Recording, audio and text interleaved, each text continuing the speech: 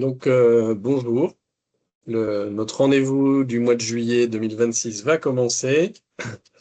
Donc aujourd'hui, si je ne me trompe pas, nous allons avoir une intervention à trois voix.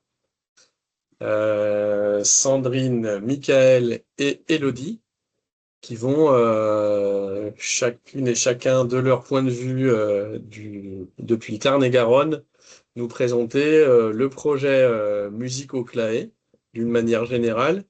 Et puis aussi, sans faire de trop de teasing, avec des témoignages d'enfants, et puis un témoignage de la part d'une bénéficiaire du projet depuis un centre de loisirs.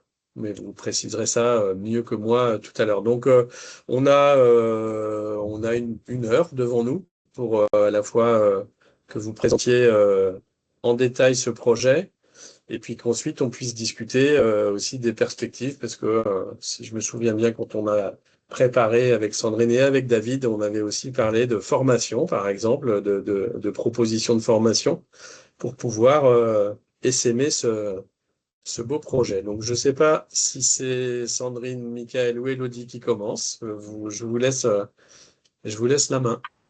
Oui, bah, du coup, c'est moi qui commence. Pour le coup, l'idée d'aujourd'hui, c'est de vous présenter un projet qui s'appelle Musique au Claret, mais qui plus globalement travaille autour de l'éducation artistique et culturelle en centre de loisirs et en Claret et en périscolaire. C'est un projet qui est né suite à une expérience qu'on avait fait avec des jeunes sur de la musique amateur, sur comment aussi faire re-rentrer la musique dans les séjours de vacances, dans les centres de loisirs, etc. Et suite à cette expérience-là, en séjour et avec les jeunes, on s'est dit, voyons comment on pourrait, dans la dynamique de tête de réseau, faire un projet un peu plus large qui permettrait de faire re-rentrer de façon un peu systématique la question de la musique, du chant et d'un travail collectif autour de ça dans les espaces périscolaires. Donc là, on va démarrer en septembre la 4e édition, donc la 4e année de Musique au Claret. Pour donner un peu d'éléments techniques, il y a à peu près 250-300 enfants par an qui participent, ce qui donne 2 concerts. Et ça va vous être expliqué au fur et à mesure. Nous, on n'a pas de claret en gestion, donc ça veut dire que c'est juste avec des adhérents collectifs que ça se crée. Nous, on travaille la coordination et les interventions. Et après, aussi pour vous dire que c'est un projet qui, au départ, s'appelle Musique au Claret parce que vraiment, l'ambition, c'était d'ouvrir dans les espaces périscolaires, mais que de plus en plus, on a des écoles qui demandent à participer. Et donc, on a aussi des interventions musique au Claret sur le temps scolaire. Et on a aussi des garderies, donc des accueils de loisirs non déclarés, du périscolaire non déclaré, qui, parce qu'ils sont accompagnés dans le cadre des PEDT, etc., essayent de monter un peu en gamme en attendant une déclaration à l'AE, et du coup participent aussi à ce projet. Donc, entre 19 et 25 sites différents par an. Et donc, autant d'animateurs, animatrices sur les sites qui sont impliqués dans ce projet. Donc, la façon dont on a pensé l'intervention là, avant de laisser place aux questions, c'est qu'on a 2 petites vidéos à vous proposer.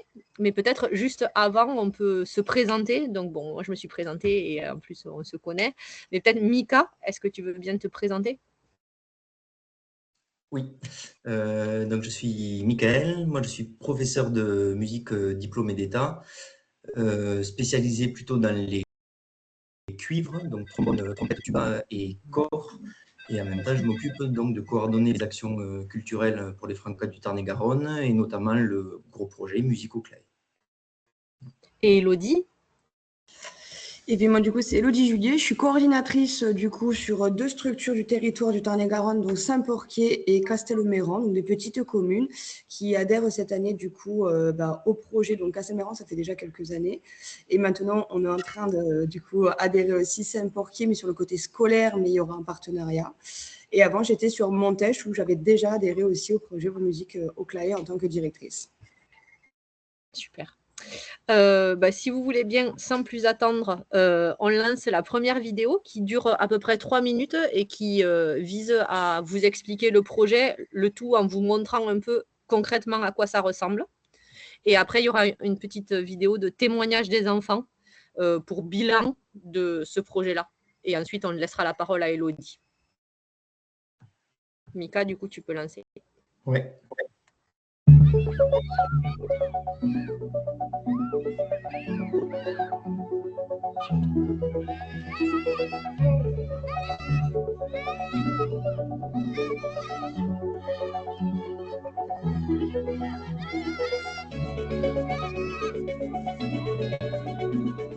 Donc, les Francas, c'est une association d'éducation populaire qui œuvre pour la sensibilisation autour des droits des enfants et au-delà de la sensibilisation aussi pour la mise en pratique de ces droits-là. Et c'est dans ce cadre qu'on a fait ce projet Musique au Claye, l'idée étant de permettre à tous les enfants de Tarn-et-Garonne, dans le cadre des ALAE qu'ils fréquentent, de pouvoir exercer leurs droits culturels. One, two, three.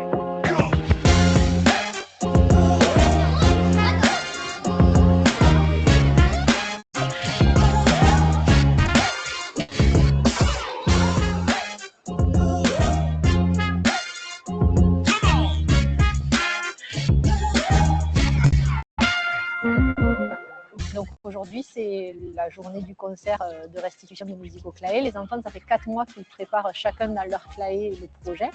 Et aujourd'hui, c'est la première journée où les enfants se voient et aussi où ils rencontrent l'orchestre.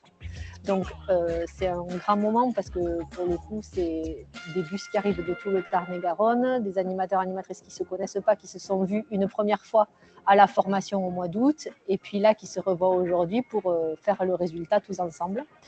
L'idée de la journée, c'est que on permette la rencontre avec les enfants, mais aussi qu'il y ait une journée de travail en commun, la seule journée avant le concert qui est le soir même. Ce qui veut dire que là, les enfants sont arrivés ce matin, ils ont chacun posé leurs affaires, ils ont vu qu'il y avait un orchestre, on leur a appris à monter sur scène, on leur a appris à chanter tous ensemble. On a aussi mis en place toute la mise en scène pour que le spectacle de ce soir se passe bien.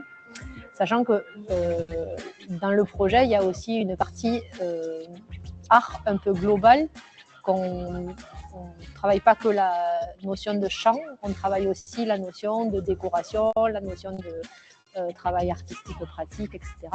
Et c'est tout ça qui fait que la restitution est riche là ce soir.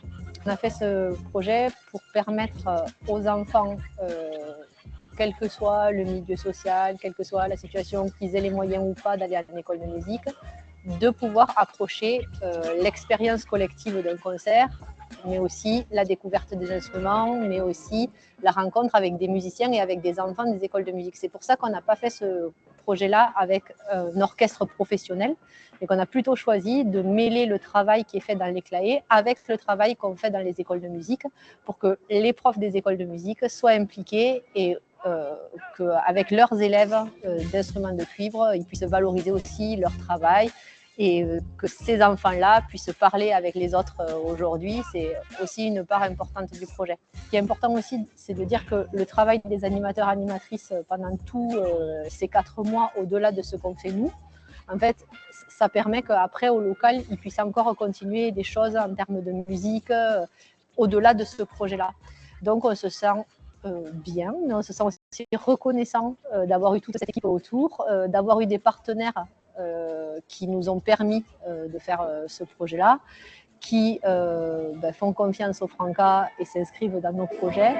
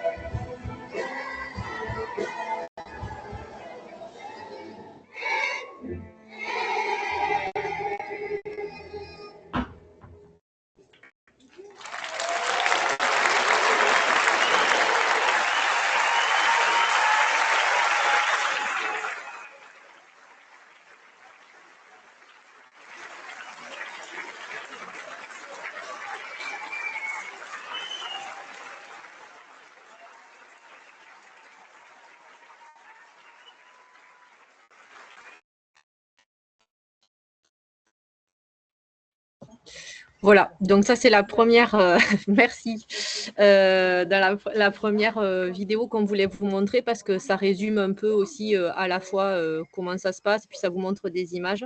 Ce que on peut vous dire, c'est que c'est un moment qui est très mobilisateur à la fois pour les enfants mais aussi pour les équipes d'animation et aussi pour les familles. Chaque fois, il y a entre 800 et 1200 personnes dans les salles. Les élus des territoires adorent ce projet parce que pour le coup, ils prêtent les salles. Hein. Moi, j'ai jamais payé une seule salle sur l'ensemble du projet. Eux, ils n'ont jamais vu autant de monde dans leur salle des fêtes que le jour de ce projet. Donc, en fait, vraiment, ça crée une espèce d'émulation un peu globale. Et chaque CLAE qui participe inscrit ce projet dans son PEDT et du coup, avec des axes d'éducation artistique et culturelle dans le PEDT aussi. Et c'est ça que ça permet, Musico CLAE. Ce que je n'ai pas dit tout à l'heure, c'est que c'est un projet, le Tarn-et-Garonne, c'est un département qui est majoritairement rural, avec très peu de propositions culturelles alors, dans les CLAE, c'est sûr, mais même dans les villages et tout. Donc, en fait, pour aller à la culture, il faut aller à Montauban ou alors il faut aller à Toulouse. Politiquement, il y a un fort recul quand même aussi disons, de ces sujets-là comme étant prioritaires autour de l'émancipation, etc. Donc, il y avait une espèce de besoin d'occuper le terrain et de montrer aussi que dans les structures d'éducation populaire, on fait vivre les droits culturels pour de vrai et on est une porte ouverte vers aussi les structures d'éducation culturelle du territoire, c'est-à-dire les écoles de musique, les écoles de théâtre, etc. Et de valoriser qualitativement aussi le partenariat entre les Francas, les adhérents collectifs et puis les écoles de musique, etc. Donc c'était aussi ça l'enjeu du truc. Peut-être Mika, si ça te va. Ah, déjà, est-ce qu'à ce moment-là, il y a des petites questions? Moi, j'ai 1000 questions, mais je vais les garder pour la des questions et puis des remarques, etc. Mais on peut dérouler, y Ok, compris avec voilà, les enfants et puis Élodie, puis qu'on fasse les questions après. peut-être Mika, juste avant de donner la parole aux enfants, si toi tu peux dire comment ça se passe techniquement, donc c'est-à-dire que ce soit les outils le WhatsApp, le Drive, les interventions, ton rôle à toi en fait là-dedans. Ok. Donc mon rôle là-dedans, déjà, ça commence avec Sandrine où on choisit le thème de Musico CLAE. On a fait un thème sur le rock. Cette année, on a fait un thème sur les différentes musiques qui ont traversé les générations, par exemple.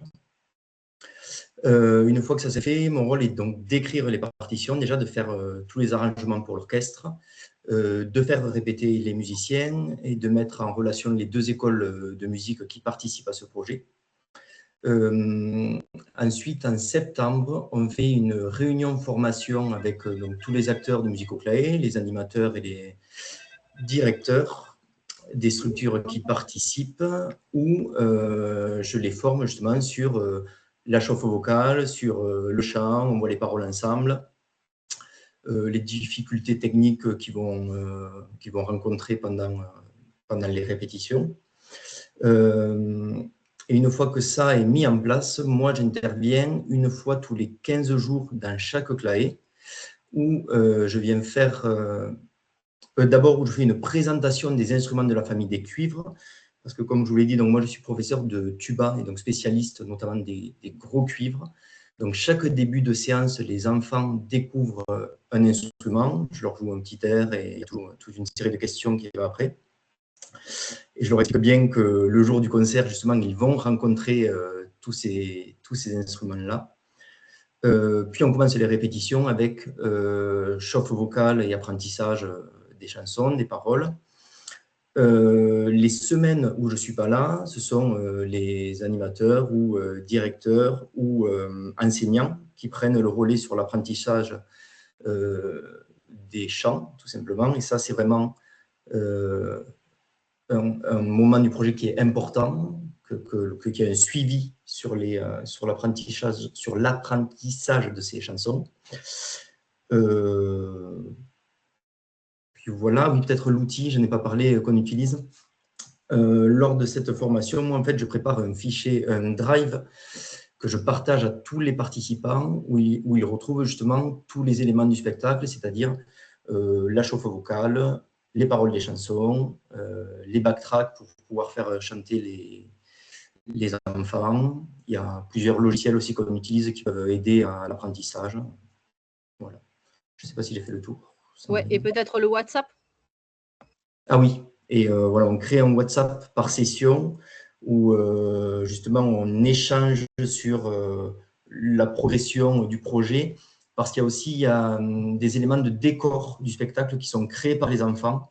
Et donc sur le WhatsApp, on en profite pour se partager des vidéos, des répétitions ou des photos des décors pour un peu motiver les troupes, voir où on en est sur l'évolution du spectacle, de la préparation du spectacle. Ok, et peut-être juste un point, Mika, avant de passer la parole aux enfants, mais juste un point sur aussi sur l'organisation du concert, sur les bus, etc. Oui, tout à fait. Donc, en début de session, on essaye de trouver une salle adaptée à notre concert, donc une salle qui peut recevoir 150 enfants et 50 musiciens, donc pas évident à trouver à chaque fois. On fait venir des bus qui récupèrent les enfants le jour du concert pour les emmener sur le lieu du concert.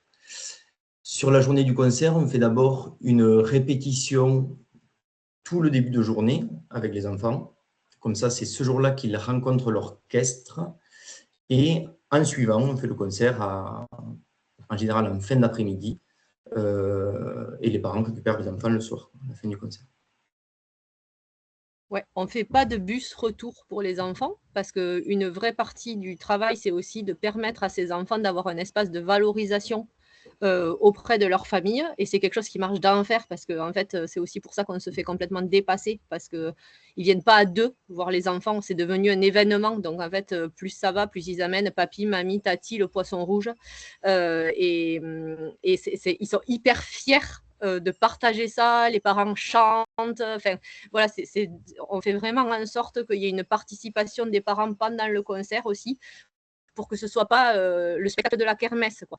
En fait, c'est vraiment un événement où tout le monde joue le jeu, chante. Enfin, là, cette année, par exemple, on a fait gober des flancs au public et on a eu méga de volontaires pour gober des flancs devant 1000 personnes. Donc, c'est pour vous dire aussi le niveau de confiance que ça crée entre les familles, les enfants et nous, les Francas, qui ne connaissons pas ni ces enfants, ni ces familles, puisque ce n'est pas nos enfants, puisque c'est les enfants des Claés et des animateurs, animatrices qui sont là sur le projet. Donc, ça nous place aussi dans une place d'abord quand même de compétences sur la question EAC, parce que bah, c'est un vrai événement, c'est qualitatif, il y a un orchestre, puis c'est de bonne qualité, mais aussi ça nous place dans le loisir et dans le loisir partagé de façon très chouette. Et j'en profite du coup, parce que du coup, pour dire qu'on a des soutiens sur ce projet, donc ce projet il est financé. Il est financé depuis le départ autour des pratiques éducatives, globalement par le conseil départemental et la CAF. Et depuis qu'on a lancé Culture, c'est-à-dire qu'on a accentué EAC, il est aussi financé par la DRAC, avec une augmentation des financements sur ça. Et il est financé par... on nous a mis un fonds GEP là-dessus, sur culture en milieu rural. Donc, c'est pour dire aussi que ça a permis du développement dans l'AD, réellement, puisque là, aujourd'hui, Mika, il a été embauché à 11 heures la première année sur Musique au Claé. Et là, il est à 21 heures. Et on envisage l'année prochaine, au regard du développement des demandes des écoles, notamment sur temps scolaire, d'augmenter encore un peu ces heures pour permettre de répondre à la demande. Sachant que dans l'équipe, il n'y a pas que Mika qui intervient et qui fait les interventions. Toute l'équipe départementale est formée. Et donc, ce n'est pas une histoire de spécialiste d'aller faire répéter les enfants. La question du spécialiste, elle est plutôt de créer les arrangements, les partitions, etc. Mais ça, pour le coup, si y a un envisagement de déployer sur d'autres AD, c'est aussi du matériel qu'on pourra transmettre. Voilà. Et c'est pour ça qu'on vous en parle là, parce que c'est pas l'idée de ce projet, il est viable que si vous recrutez un prof de musique. C'est l'idée de se dire, nous, on crée du matériel, comment il peut aussi servir à aller développer ce projet ou des projets que vous adapterez, quoi. Voilà, puisque là, cette année, c'est donc la 4e année, on a un thème rock qui est écrit, un premier thème autour des chansons d'Aldebert qui est écrit aussi. Cette année, un thème autour de C'était mieux avant, point d'interrogation, autour des questions de génération. Et puis l'année prochaine, on va écrire Starmania, autour des discriminations. Donc, voilà un peu sur ça. On lance la vidéo des enfants?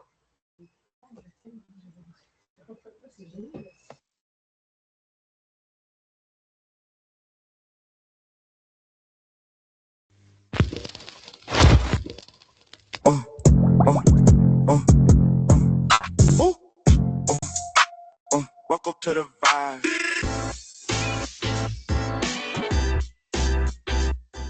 Musique au clavier, pour moi, c'est une activité proposée par le clavier. Et on fait de la musique, du chant, on s'amuse bien. Et puis à la fin, on fait un concert pour s'amuser et montrer aux parents ce qu'on a fait pendant ces 2 mois. Un prof de musique qui vient à l'école, au clavier, pour nous apprendre à faire de la musique. On fait plein de répétitions. Et du coup, qu'à la fin, en fait, on fasse le concert et du coup, qu'on passe un bon moment. C'est comme une chanson qui nous apprend plein de trucs. Pour rencontrer nos parents et nous faire des souvenirs. Et revoir tous les autres amis. Moi, pour moi, la musique au clavier, c'est des gens qui nous apprennent à chanter ou voilà, après on est confiance un peu en soi pour faire des concerts et tout.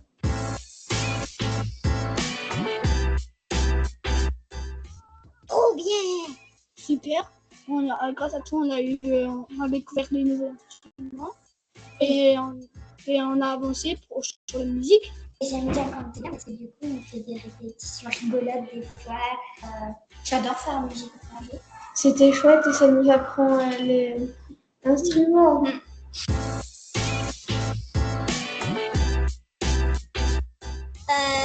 Au concert, c'était trop bien. C'était trop bien. Moi, j'ai bien aimé. Je me suis éclatée comme une folle. Mon père, comme un fou. Super! Avec les feux d'artifice, le décor, tout ça. J'ai bien trouvé rigolant les moments où on faisait comme le coup de la personne qui mangeait flan. C'était super quand vous avez transformé le papa d'Arthur en vieux et après. et bien quand vous l'avez transformé en Arthur. Aussi, ce que j'ai aimé dans le concert, moi, c'est quand on se coiffe pour le concert. Qu'est-ce qu'elle m'a aidé? Elle m'a mis des paillettes dans les cheveux, elle m'a mis partout. Je sais pas trop. Oui.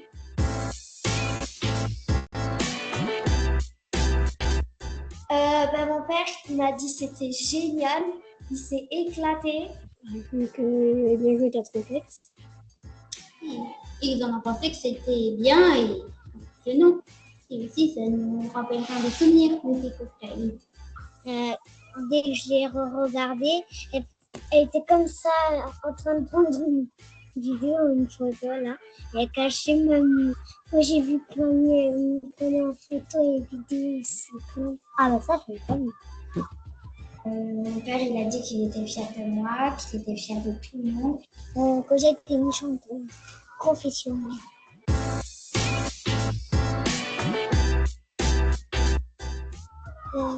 Bien. Moi aussi. Fière. Aussi fière.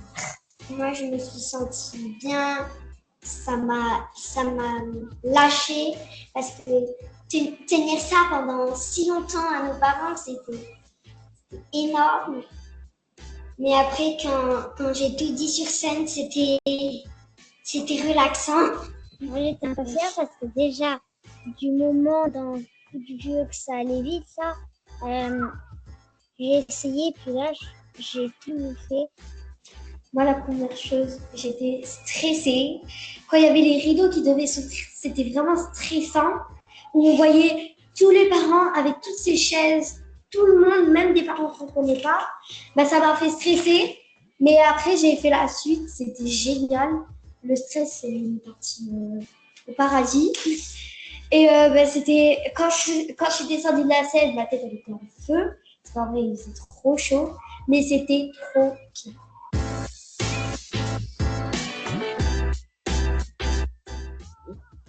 Moi, j'étais très contente de faire ça. L'année prochaine, je le referai. Bah oui. Oui, alors je referai ça jusqu'au bout de ma vie si je le referai. Oui. Après, moi, j'aimerais bien le refaire comme c'était ma première année. Et j'aime tout savoir quel pièce on va chanter l'année prochaine.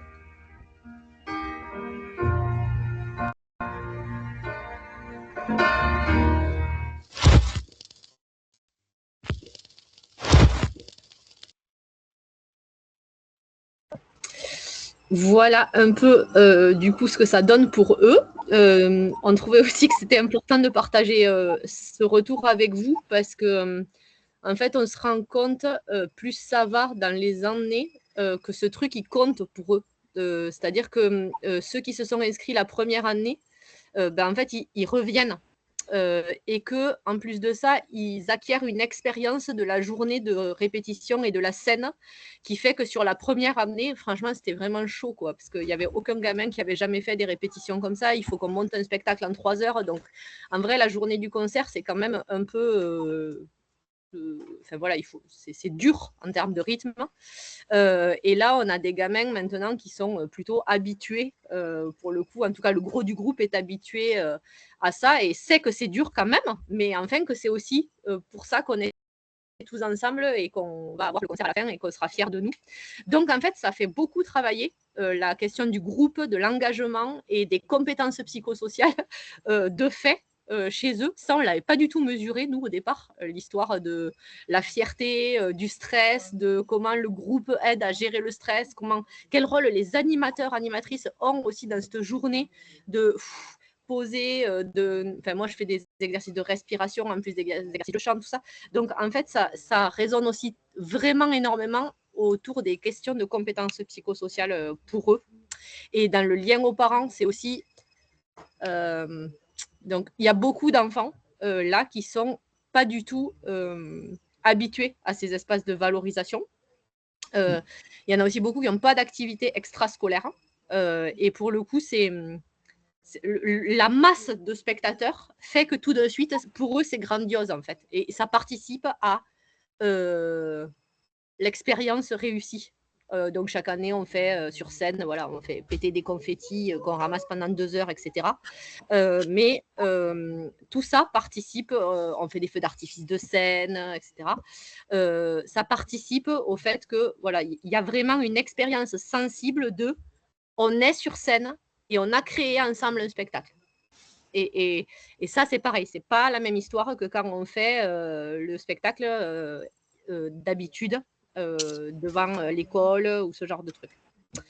Élodie, peut-être c'est à toi maintenant, donc directrice d'un CLAE adhérent. C'est ça. Donc, d'un CLAE adhérent. Donc, avant, j'étais sur une autre structure qui était déjà aussi adhérent. Donc, Poulet, ça rassemblait 300 élémentaires. Donc, c'était une grosse structure. Malgré tout, ce projet avait fonctionné. Là, j'ai pris une plus petite structure qui, malgré tout, il y a, sur la structure, il y a quoi, une centaine d'enfants, mais il y a quand même une vingtaine qui ont participé au projet. C'est un grand... Finalement, ça a toujours été un objectif de remettre la musique dans les CLAE et ce projet est arrivé, on va dire, pile poil. Parce qu'en fait, c'est un outil, c'est vraiment un outil éducatif. Ça permet vraiment sur le quotidien, avec les enfants, l'expression. On s'est rendu compte aussi sur le langage, en fait, nous, dans les CLAE, du coup, plutôt rural, où il n'y a pas effectivement tout ce qui va être sport, tout ce qui va être culturel. Le langage est compliqué. Il y a beaucoup de télé, il y a beaucoup de choses comme ça. Et c'est vrai que c'est très, très compliqué. Et bien, la chanson, ça permet, le chant, ça permet vraiment aux enfants déjà de retravailler énormément l'élocution, le langage, de comprendre ce qu'il dit. C'est vraiment chouette, c'est vraiment un super outil qui est important, où ils prennent vraiment de plaisir. Au début, c'est pareil, ils étaient timides, ils avaient peur du jugement des uns des autres. « Oh non, mais lui, il va me juger, ben non, lui. » Et puis finalement, au fur et à mesure des années, c'est comme si c'était « Tu viens, et toi, tu viens. » Ils sont fédérateurs entre eux. Ils arrivent à se fédérer maintenant entre eux, à s'engager et à aller jusqu'au bout. Et ça, c'est quelque chose qui est par contre prégnant sur les structures, c'est cet engagement. Parce qu'en fait, il y a effectivement tout ce projet, tout ce qui va être les partenariats, tout ce qui va être l'engagement avec les Francas, nous en tant que professionnels, mais il y a un vrai engagement des enfants sur ce projet et des familles. Et ça, c'est vraiment quelque chose qui se travaille, qui nous accompagne. Et c'est vraiment génial parce que c'est pas souvent et c'est très compliqué. Et je pense que même vous, maintenant, un peu partout, l'engagement des enfants, c'est compliqué. On le voit de plus en plus. Et ce projet, il est fédérateur, mais il leur permet vraiment d'aller jusqu'au bout. Et maintenant, on n'a même plus besoin, entre guillemets, de faire de la pub pour ce projet ou de commencer à fédérer les enfants. Ils le font d'eux-mêmes. Ils le demandent. Mais qu'est-ce qu'on fait l'année prochaine? Est-ce qu'on le refait? On ne le refait pas? Et ils se fédèrent. Ils vont chercher le copain. Allez, viens, regarde. C'est ça, on a fait ci. Il y a les vidéos. On se permet aussi de montrer les vidéos de projets en fin d'année aux enfants ou en début d'année quand on va présenter. Et rien que tout ça, et ceux qui ont vécu sur scène, c'est magnifique.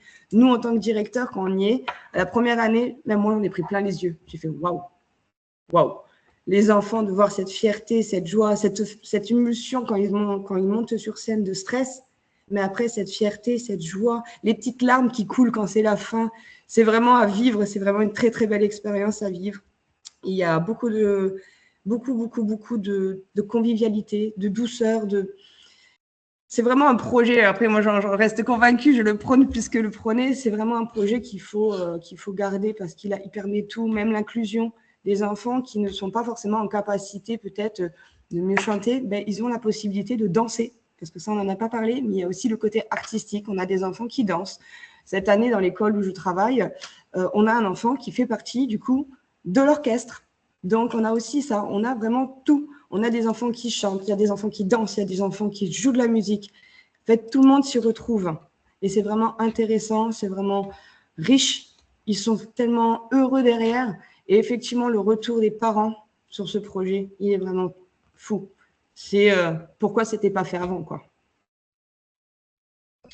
Merci Elodie. Est-ce que je peux te poser moi une question sur la question de qu'est-ce que ça crée dans les équipes? Tu vois, par exemple à Montèche l'an dernier où du coup c'était pas en direct les directions, mais il y avait du coup un relais pris dans les équipes. Est-ce que ça tu peux nous dire un peu? Oui, alors en début d'année, quand le projet a été proposé, on a mis en place une réunion, tout simplement, et on a proposé en fait aux équipes d'animation qui souhaitaient prendre le projet, puisqu'on est quand même sur le principe d'éducation populaire, donc on n'impose pas, on propose, et voilà. On a eu des animateurs qui ont été du coup très intéressés pour prendre ce relais, et en fait, il y avait des temps. Et comme là, sur Castelmayran, de toute façon, que ce soit Montèche, il y a vraiment des temps. Donc là, nous, sur Castelmayran, cette année, c'était le mardi et jeudi, l'année dernière, je ne sais plus trop, mais en gros, 2 fois par semaine, quoi qu'il arrive, il y a toujours un relais, un animateur qui est présent et qui prend à peu près, il y a une bonne demi-heure, entre 25 et 30 minutes en fonction des temps. On le fait sur le temps midi 2, puisque c'est là où on a le plus d'enfants. Donc, en fait, c'est là où on essaie de... on essayait au début, maintenant, on n'essaye plus de fédérer. Mais c'est là où, du coup, on met en place les choses pour pouvoir donner la même quantité d'apprentissage à tout le monde. Et du coup, c'est les animateurs qui prennent le relais. Donc, ça dépend si j'ai 1 ou 2 animateurs sur le projet. Sinon, ils se le font en rotation. Et du coup, les animateurs rentrent dans la formation au début d'année. Il y a les infos. Il y a du coup les interventions des Francas qui viennent, qui est très apprécié, qui est complémentaire, même pas qui est complémentaire, qui est plus que complémentaire, qui apporte aussi du coup à des moments, parce que on n'est pas non plus musicien non plus, donc des fois, c'est vrai que le fait d'avoir ou Sandrine, ou Mika, ou Aurore, peu importe, quelqu'un de Franca, ça ramène aussi pour nous qui donnons l'apprentissage au quotidien, les bons sons, parce que même nous, des fois, on n'est pas très bons chanteurs, donc des fois, on peut un petit peu... Donc, le bon tempo, ça permet vraiment de travailler. Et les animateurs entre eux, le jour même du spectacle, c'est comme si c'était normal, quoi. En fait, c'est une équipe d'éducation populaire, donc qui se retrouve avec les mêmes valeurs, valeurs du partage, valeurs de monter un spectacle tous ensemble, dans une belle dynamique. Ouais. Merci, ça c'est très juste, j'ai oublié d'en parler, mais en fait, ça crée une équipe projet au niveau départemental d'animateurs qui ne se connaissent pas, mais qui, comme ils ont un lien via le WhatsApp, qui se sont vus à la formation et qui savent qu'il y a un objectif général à la fin de faire le concert, du coup, en fait, ils ne se voient pas pendant l'année, mais tout le monde est dans le même sens, là, dans le même bateau. Chacun se donne à fond sur la question des décors, de la mise en scène, de trucs, etc. Et en effet, c'est très juste. Le jour du concert, c'est moi qui drive. et j'ai l'impression d'avoir une équipe. C'est-à-dire que je donne des consignes comme je le ferais un matin en arrivant au centre de loisirs, quoi. Et tout le monde, pic-pac-pouc, se met en ordre de marche, que ce soit les enfants ou les animes. Et ça nous place vraiment aussi dans un truc de on est ensemble, la tête de réseau, elle rayonne là, on va passer. Et on a des vidéos, si jamais vous voulez rentrer dans le projet et mettre ça pour les adhérents collectifs, on a des vidéos pirates, des animes qui filment depuis le derrière de la scène, puisque les animes sont tous sur scène avec les enfants. Ça fait partie aussi de ce qu'on demande pour le projet. Les animes participent à chanter et chantent avec les enfants pour recréer aussi le lien. Et on a des vidéos des animes qui sont derrière la scène ou sur la folie, en fait. Nous, devant, on a l'impression que tout est méga cadré. Je suis chaque fois très fière de « Oh là là, qu'est-ce qu'ils sont sages !» Et derrière, c'est la folie, ils sautent, c'est la boum.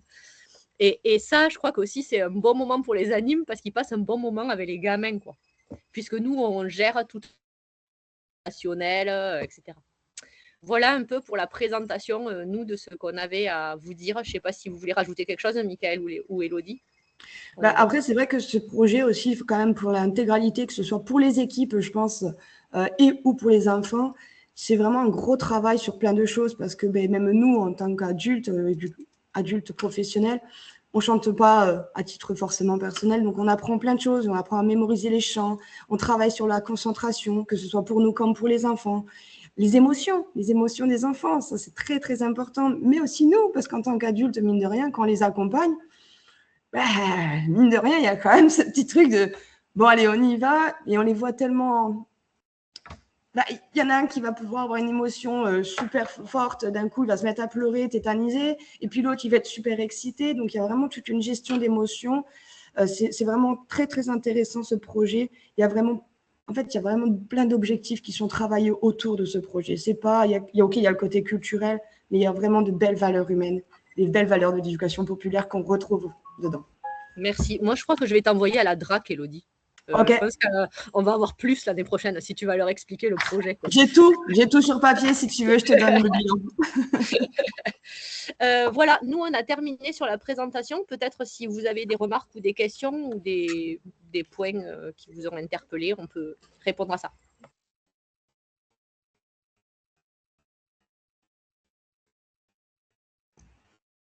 Ouais, Vincent. Alors oui, vous avez un peu abordé le sujet sur les compétences psychosociales. Ma question va dans le même sens. Est-ce que vous avez pu mesurer un peu l'impact sur le climat scolaire, sur les apprentissages et sur la suite, une fois que les enfants vont au second degré, est-ce qu'ils continuent la musique? Est-ce que voilà, il y a un impact sur ce volet-là? Ouais, en fait, ce qu'on a mesuré déjà sur est-ce qu'ils continuent la musique ou est-ce qu'ils entament la musique, plus exactement. On a des gamins qui ont participé à Musique au Clay qui, suite à ça, s'inscrivent dans les écoles de musique. Donc ça, on l'a mesuré. Et on a aussi des gamins des écoles de musique, parce qu'on n'a pas parlé trop de l'orchestre depuis tout à l'heure, mais en fait, il y a aussi donc, la partie que l'orchestre est un orchestre amateur et que les profs les font intégrer. Mika fait des arrangements pour que les profs de musique puissent intégrer même les premières années.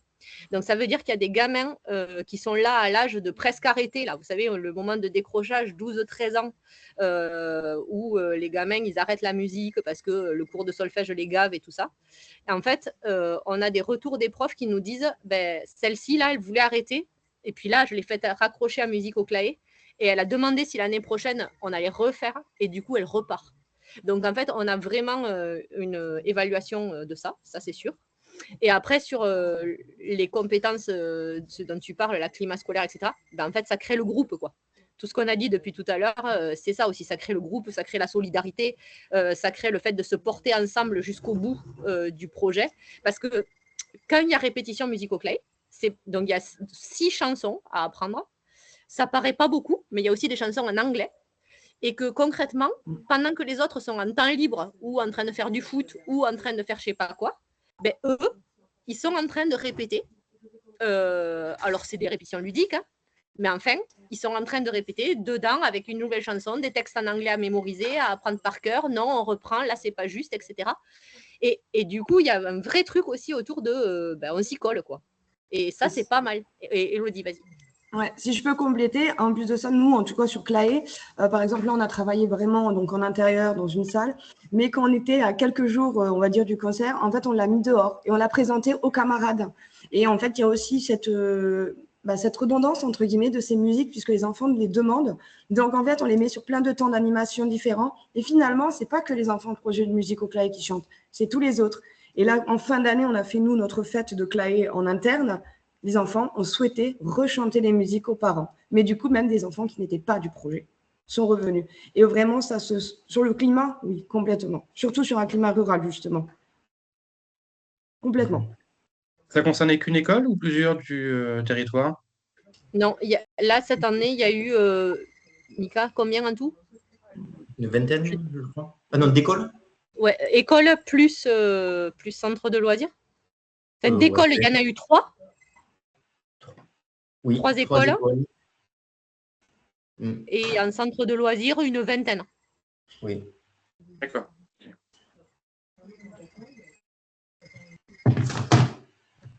Donc, il y avait un spectacle, une répétition par classe, où c'était mélangé. Non, en fait, le jour du concert, on réunit tout. Enfin, en fait, on fait 2 concerts parce que sinon, il y a trop d'enfants. 300 enfants tout d'un coup, on n'a pas de salle assez grande dans le Tarn-et-Garonne. Donc, on fait 2 sessions, mais pour le coup, on en prend 150, on prend 10 claés et une école, c'est un concert, et 10 autres claés et une école, c'est le deuxième concert. Okay. Et après, rien n'empêche chaque école ou centre de loisirs de se faire son petit concert chez elle en fin d'année. Voilà. D'accord, merci. Hervé. Je vais peut-être laisser Magali parce qu'en fait, j'ai menti, j'ai pas 1000 questions, mais j'en ai quand même 10. Hein, donc, Ok, Magali, pardon. Magali. Oui, alors moi j'avais plusieurs petites questions parce que nous, par exemple, au Franca des Landes, on n'a pas de compétences musicales là dans les permanents, mais moi je vois très bien qui je pourrais solliciter pour ça. Vous, l'ensemble du projet, financièrement, c'est entièrement pris en charge par toutes les subventions que vous avez demandées, c'est ça? Oui. Ok. Oui, il n'y a aucune participation, ni des enfants, ni des familles, ni des adhérents collectifs. Le projet, il est gratos. Ça veut dire qu'il y a une intervention tous les 15 jours de l'animateur et c'est aux frais de la princesse. Donc aussi, ça permet que des structures comme des garderies s'impliquent là-dedans. Et nous, ça nous assure qu'au moins avec ce projet, il y a une intention éducative dans cet accueil qui, pour l'instant, n'est pas un ALAE et qui pourrait donner envie aussi aux élus de dire si c'est possible sur la musique, on pourrait faire un truc autour du livre, autour de la science, autour de machin. Oui, ça c'est un ALAE, regardez, vous n'êtes pas si loin, c'est pas compliqué, on va vous accompagner, etc. Du coup, ça c'est grâce au poste FONGEP que vous pouvez intervenir. Ouais.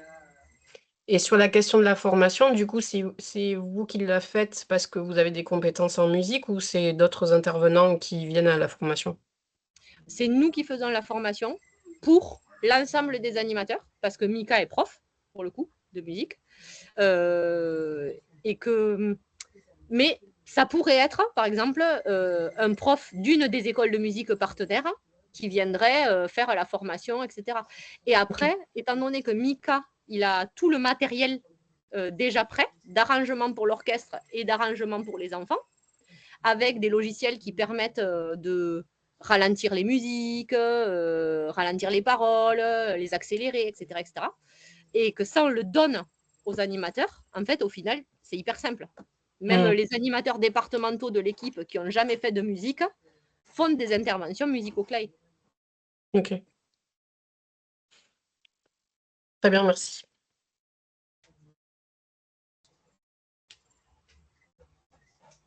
Bon, du coup, je peux commencer à attaquer mes questions. Oui. Non, avant ça, il y a eu juste une remarque un peu générale, mais bon, déjà, c'est vraiment effectivement un très beau projet pédagogie de projet, droit culturel. Enfin, je reviens pas sur tout ce que vous avez dit, c'est vraiment très, très intéressant. Alors, je sais pas si vous allez bien le prendre ou pas, mais moi, je trouve que c'est une belle alternative à The Voice Kids. Alors, je sais pas si c'est partout comme ça, mais en tout cas, je trouve qu'il y a en ce moment, il y a une espèce enfin, oui, en ce moment, c'est pas en ce moment, mais un engouement pour The Voice Kids que je trouve à la fois très intéressant parce que c'est de la musique, de la création, mais qui est quand même super solo, et puis comment on devient une star ou pas. Et là, je trouve que c'est là où je dis que c'est une super belle alternative parce que c'est pas du tout cet esprit justement de concours. C'est hyper collectif et pour autant, vous arrivez à créer une émulation, une valorisation de l'émotion, enfin tout ce que vous avez, la fierté, le lien aux parents, et vraiment, je trouve que c'est vraiment pour moi, c'est une réponse éducation populaire à un truc de starification que je trouve un peu malsain quand même. Voilà, donc ça, c'est vraiment très chouette. Et l'autre aspect que je trouve très intéressant par rapport au programme aux œuvres citoyennes, c'est que c'est aussi sans doute une belle alternative à la problématique des résidences d'artistes, où on a du mal à trouver un ou une artiste, à le mobiliser pour venir en zone rurale, etc. Donc là, vous avez trouvé avec les écoles de musique sans doute un partenariat qui est vraiment une belle alternative. Et, du coup, ça, c'est une de mes premières questions parce que moi, j'habite en zone ultra-urbaine et je connais pas les écoles de musique, donc je sais pas quelle est la réalité des écoles de musique en France. Est-ce qu'il y a une espèce de fédération des écoles de musique? Est-ce que vous avez une idée? Et là, je commence déjà à réunir les conditions de réplication du programme ailleurs. Voilà, donc est-ce que ça existe partout, les écoles de musique? Donc, voilà. Ça, c'est ma première question. Bah, du coup, je vous laisse peut-être réagir là-dessus. Et puis après, si j'ai le temps, je Mika, poserai les autres questions. Mika, tu veux y aller? Vas-y, vas-y. Ok. Du coup, bah oui, les écoles de musique, ça existe partout, avec différentes couleurs en fonction aussi des régions ou des départements. Chez certains, c'est beaucoup la fanfare. Par exemple, dans le Nord, on a beaucoup des fanfares en fait qui sortent des écoles de musique. Et chez nous, c'est plutôt les harmonies. Autour de Paris, vous avez des symphoniques, et pas qu'à Paris, hashtag stéréotype. Mais enfin, quand même, c'est vrai, il y a plus de philharmonie, c'est-à-dire les violons, les cordes et tout ça, dans les grandes villes. Nous, on a peu accès à des orchestres de cordes. Mais oui, il y a des fédérations départementales de musique, donc fédération départementale des sociétés musicales, ça s'appelle. Et en fait, ce n'est pas les fédérations des écoles de musique, c'est les fédérations des sociétés musicales, ce qui est un peu différent, puisque dans chaque école de musique, ou dans beaucoup d'écoles de musique, il y a des harmonies, donc des groupes. Les écoles de musique font travailler leurs élèves au sein d'ensembles. Et c'est ces ensembles-là qui sont regroupés, et je pense avec qui il faut faire, si on doit se rapprocher, c'est avec eux qu'il faut aller. Parce qu'en plus, ils sont hyper actifs aussi. Ils font des trucs où ils réunissent différentes écoles de musique pour faire des stages départementaux, des fois, etc. Donc, je pense que c'est vraiment avec les fédérations FDSM. Ça s'appelle FDSM. Et ça, il y en a dans chaque département, je pense. En tout cas, dans beaucoup de départements. Et c'est un projet aussi, donc là, il y a 2 écoles de musique qui participent, l'école de musique de l'Union, où je travaille depuis 15 ans, et l'école de musique de Valence d'Agen, où je travaillais.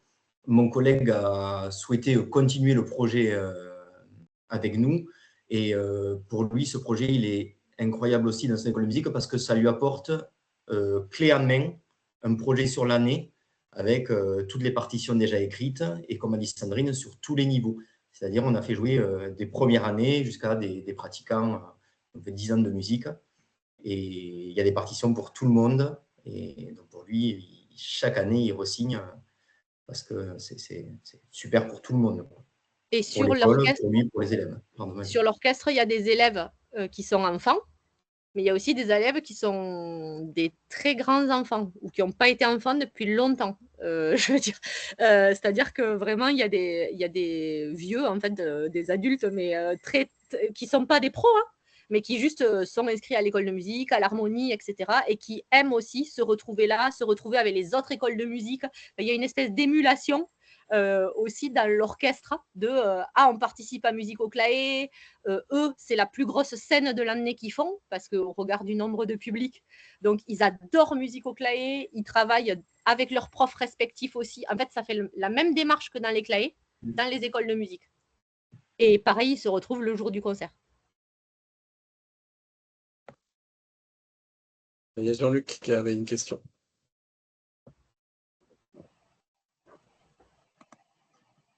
Oui. Alors, il y a beaucoup de choses qui ont été dites et merci. Moi, j'étais directeur des Francas de la Loire et je suis parti à la retraite il y a 3 ans. Je fais court, hein. Et donc, il y a 3 ans, je me suis inscrit dans une école de musique à côté de chez moi, voilà. Et effectivement, ma question, ça portait sur le lien avec des écoles de musique, donc vous avez commencé à y répondre. Et moi, je suis élève dans cette école de musique. Et voilà, je suis un musicien amateur, hein, mais je suis élève et je pense qu'il y a un certain nombre d'écoles de musique qui sont vraiment, et vous l'avez dit, hein, dans des logiques d'éducation populaire, vraiment dans des logiques d'éducation populaire. Et je regrette, mais bon, il n'y a pas de regret à avoir, mais je pense qu'effectivement, aujourd'hui, il y a vraiment je suis très content de cette visio ce matin, il y a vraiment des choses à développer autour de la question de la musique. Voilà, mais j'en ai peut-être plus conscience aujourd'hui que j'en avais conscience il y a quelques années.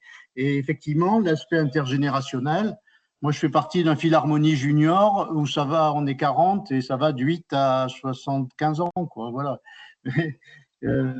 Donc, on s'adapte aux élèves, hein, voilà. Et on a beaucoup de pratiques collectives à travers les orchestres, Philharmonie junior, Philharmonie, ensemble d'instruments. Enfin, c'est très divers. Donc, effectivement, ce lien avec les écoles de musique m'intéresse particulièrement. J'en profite, puisque j'ai la parole et puis que le temps est assez court, pour dire autre chose. J'ai eu l'occasion de travailler dans le cadre des municipales sur Saint-Étienne et je faisais partie d'un groupe de travail sur les questions de culture et on a beaucoup parlé des droits culturels et tu as fait allusion tout à l'heure, Sandrine, aux droits culturels et Hervé vient d'en parler. Et ce n'est pas un sujet sur lequel j'avais beaucoup entendu de choses quand j'étais au Franca. Enfin, j'y suis toujours, hein, je suis adhérent, je représente les Francas à la Nassège. Mais je pense qu'il y a quelque chose à développer autour des droits culturels, faire connaître ces droits culturels, et puis vous l'avez très bien dit, faire vivre les droits culturels, parce que c'est ce qui est important, c'est comme ça fait partie des droits de l'enfant aussi. Hein, voilà. Et je voulais terminer, je ne fais pas plus long. Moi, j'ai quand même une grosse question. Vous l'avez un peu évoqué, mais je pense que c'est un sujet sur lequel il faudrait peut-être revenir à d'autres occasions. Et moi, je suis prêt à participer à un travail sur ces questions de musique et tout ça. C'est sur les enfants de milieu populaire, parce que c'est quand même pas les enfants qui sont toujours les plus touchés. Donc d'où l'importance d'une action comme la vôtre. Mais comment on passe dans les écoles de musique, comment on donne accès, parce que c'est pas donné, la question des instruments, enfin voilà, et cette question des enfants de milieu populaire est une vraie question dans ce domaine-là comme dans d'autres. Voilà, je fais pas plus long. Merci. Oui. Du coup, pour te répondre, donc d'abord sur la question des droits culturels, nous, il faut savoir aussi que le Tarn-et-Garonne, c'est un département où il faut qu'on y aille tranquille sur les nouveaux enjeux, quoi. C'est-à-dire, il y a des chasses gardées et que les Francas, comment ça, les Francas, culture, comment ça, enfin, même au départ, avec la DRAC, si j'avais pu mettre le gars de la DRAC dans mon four juste avant de cuire le gâteau, je l'aurais fait, parce que sur des stéréotypes de vous avez rien à faire là, c'est pas ça la culture, etc.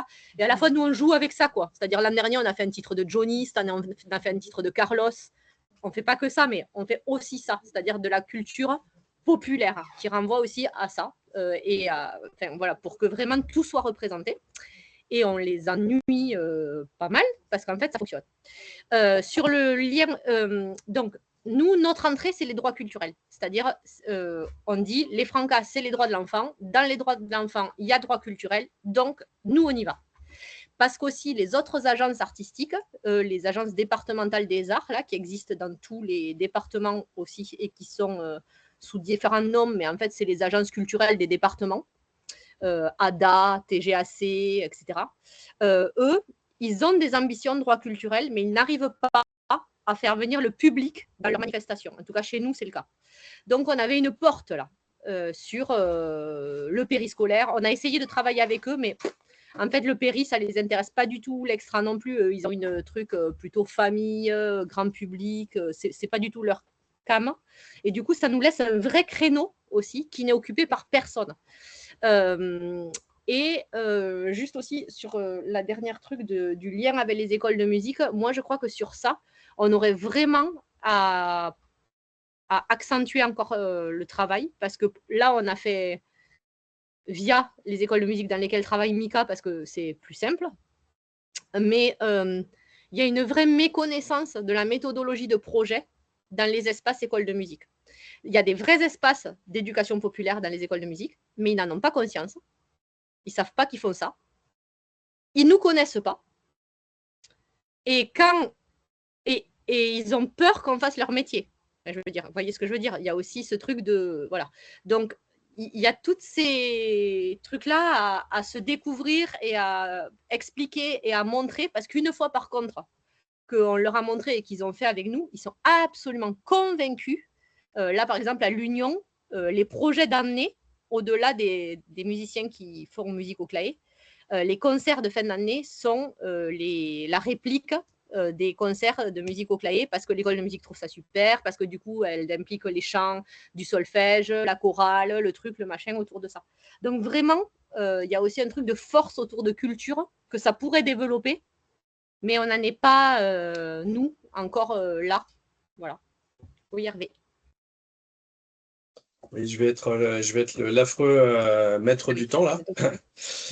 Mais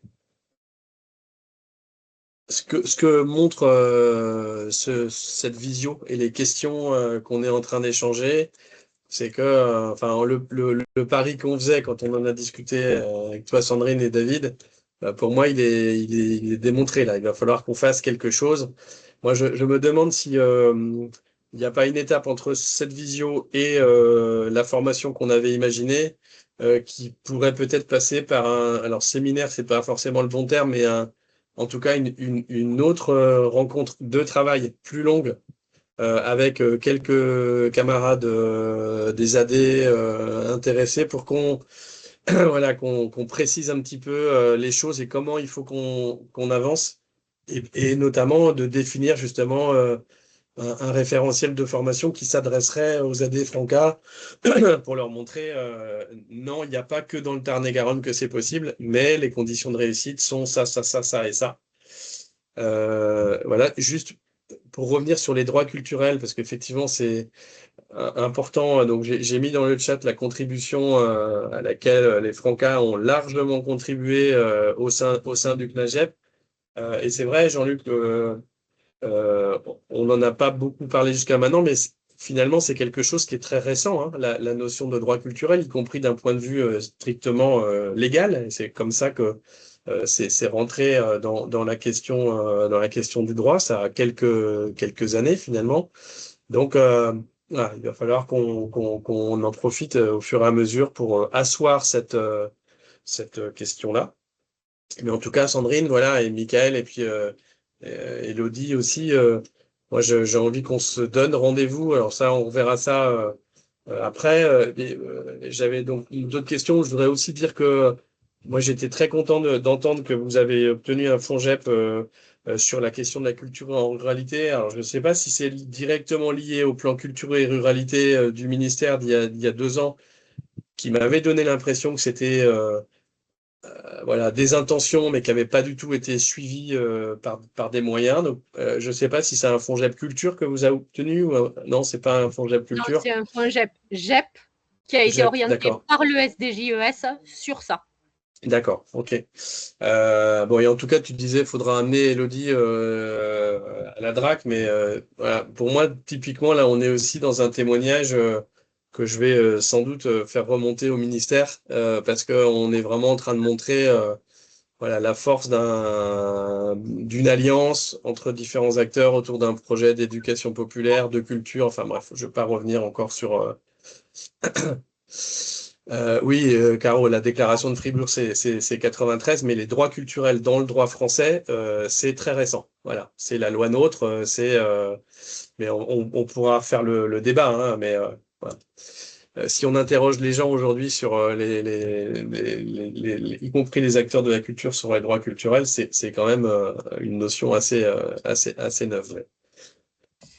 Voilà, moi ce que je voulais dire, mais je vous laisse conclure, Sandrine, Michael et Élodie. C'est pour, c'est pour dire juste, c'est pas tellement une conclusion, mais c'est si jamais tu vas parler de ce projet, et j'espère que non, tu ne seras pas confronté à ça, mais nous, on est confronté quand même à quelque chose sur lequel il faut qu'on argumente. C'est que pour la DRAC, des profs de musique ne sont pas des artistes intervenants, ne sont pas des médiateurs en tant que tels. Ce sont des profs de musique, c'est-à-dire c'est le bas de l'échelle de l'artistique. Enfin, nous, c'est ce qu'on nous renvoie vraiment, quoi.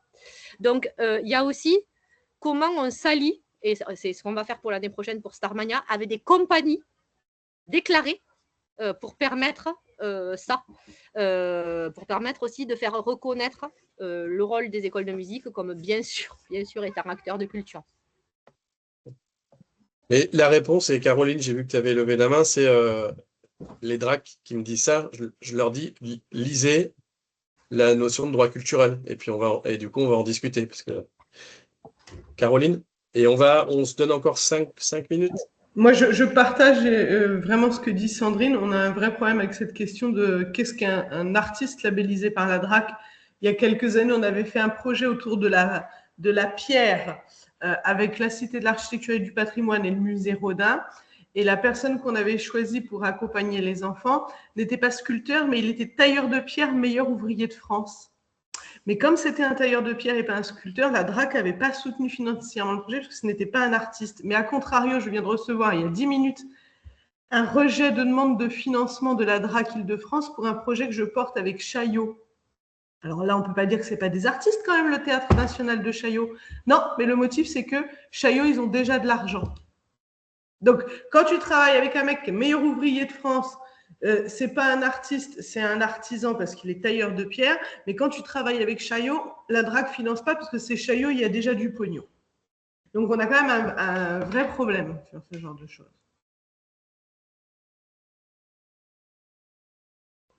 Magali. Oui, alors nous, on a un peu un souci similaire là, sur le département des Landes, parce que moi, je suis élue au CMR Landes. Et souvent, ce qui nous est reproché au CMR, c'est qu'on a des musiciens intervenants qui ne sont pas diplômés. Donc nous, c'est encore pire. C'est que là, autant te dire que comme ils ne sont pas diplômés, c'est vraiment le bas de l'échelle, du bas de l'échelle, et avec une légitimité. Voilà. Ben, nous, c'est ce qu'on a répondu au département, hein, que si eux, ils ont des musiciens diplômés qui ont envie de travailler avec nous, ils seront les bienvenus, il n'y a pas de problème, on attend toujours la liste. Hein, mais bon. Donc ouais, c'est compliqué.